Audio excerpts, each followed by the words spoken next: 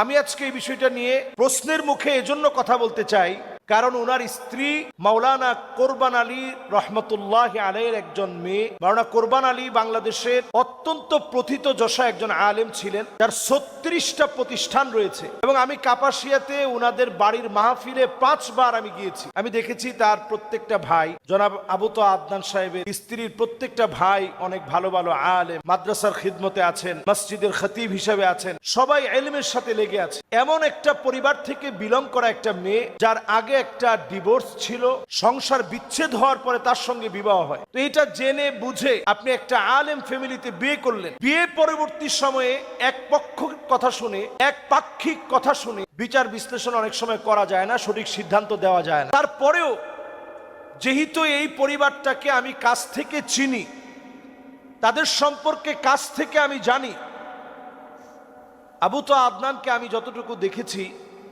মাহফিল অঙ্গনে অনেক সময় সে অনেক দেরি করে মাহফিলে পৌঁছায়, এবং আমি নিজে এটা সাক্ষী যে রাত 11টার সময় সে মাহফিলে গিয়েছে, 11টা 29 মাহফিলে গিয়েছে, যেখানে আমি নিজে বক্তা ছিলাম। এতে করে মাহফিল কর্তৃপক্ষের সাথে তার মন কালাকালি এবং কটুবাক্য লেনদেন, উচ্চবাচ্য হওয়া, এগুলো সব হয়েছে।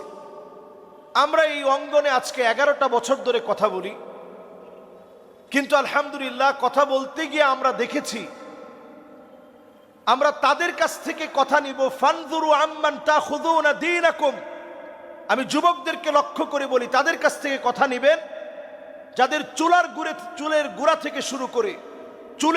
থেকে শুরু করে পায়ের তালু পর্যন্ত পরিবর্তন আছে, তাদের কাছ থেকে কথা নিবেন।